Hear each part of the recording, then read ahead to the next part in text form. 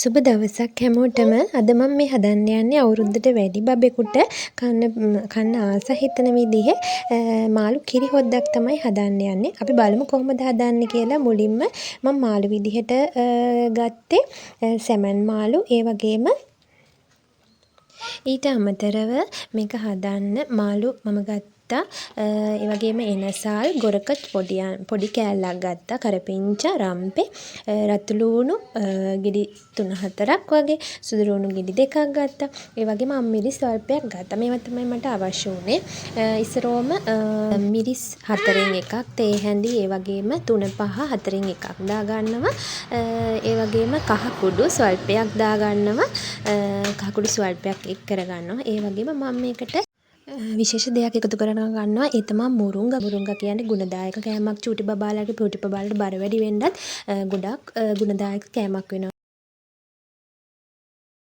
ඒ වගේම ගම්මිරිස් ස්වල්පයක් දාන්න, පොඩි ප්‍රමාණයක් දාන්න. මොකද සැර වැඩි වුණොත් බබාට කන්න බෑනේ. ඒ හින්දා ඊට පස්සේ හොඳ මිටිකිරි දාගන්නවා අපි කරි එක හදන්න. ඔයාලත් මේ කෑම එක හදලා බලන්නකෝ. ළමයි ආසාවෙන් කනවා. මොකද මේවා සැරත් නෑ. මාළු අපිට දෙන්න පුළුවන් හොඳම විදිහක්. බෙදලා කන්න කැමති නැති ළමයිට මේ විදිහට අපිට කිරි හොද විදිහට හදලා දෙන්න පුළුවන්. දැන් මේක අපි ලිපෙන් තියනවා. ටිකක් වෙලා ගියාට පස්සේ මේක හොඳට උතුරනවා. උතුරනකොට පොඩ්ඩක් හැදි ගාලා අපි පොඩ්ඩක් ගින්දර චුට්ටක් අඩු කරන්න ඕනේ. අඩු කරලා ඉවර වෙලා තමයි අපි මේක මදගින්නේ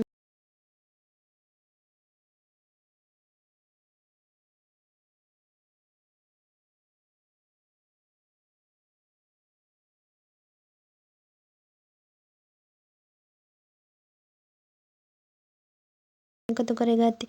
ඕනම මාළුවක් මම නම් දැන් චූටි බබාට ඕනම මාළුවක් දැන් අවුරුද්දට වැඩි අවුරුදු 3කට කිට්ටු නිසා මේ ඕනෙම මේ මාළු වර්ගයක් දෙනවා.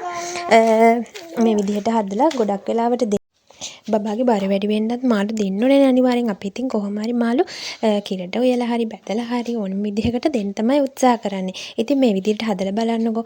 මේ විදිහට හැදුවොත් බබා ආසාවෙන් කනවා. මේ දැන් මම ලුණු චුට්ටක් එකතු කරගන්නවා. මොකද මාළුවේ චුට්ටක් ලුණු බැලුවම ලුණු මදි. මම ලුණු දැම්මෙම නැහැ. මම ඒ හින්දා ලුණු චුට්ටක් 4න් එකක් වගේ එකතු කරගන්නේ. දැන් අපේ මාළුව හරි. දැන් මදගින්නේ තමයි මේ මාළුව තියෙන්නේ. අපි දැන් මේකට මුරුංගාකොළ මේ වෙලාවේදී තමයි එකතු කරගන්නේ. මාළුව ලිපෙන් ඕෆ් කරන්න චුට්ටි විනාඩියකට විතර කලින් තමයි මම මුරුංගාකොළ ටික එකතු කරගන්නේ. මුරුංගාකොළ ටික හොඳට හොදලා පිරිසිදු කරලා අරන් තමයි හොඳට බලන්න ඕනේ. මුරුංගාකොළ වල පොඩි සත්තු ඉන්නවා. එහෙනම් හොඳට බලන්න බොඩි බබාට දෙන්න ඕන නිසා දැන් මේක පොඩ්ඩක් විනාඩියක් විතර තැම්බෙන්න හරියමු. කොළ ටික දාලා ඉවර වෙලා.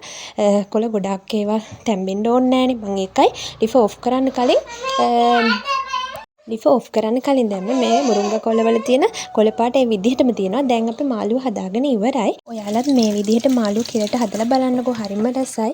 ඒ වගේම ගුණදායකයි. ඔයාලත් මේ විදිහට මාළු කරි එකක් හදලා මට කමෙන්ට් එකක් දාන්න අමතක කරන්න එපා. ගිහින් එන්නම්. ඔයාලට සුබ දවසක්.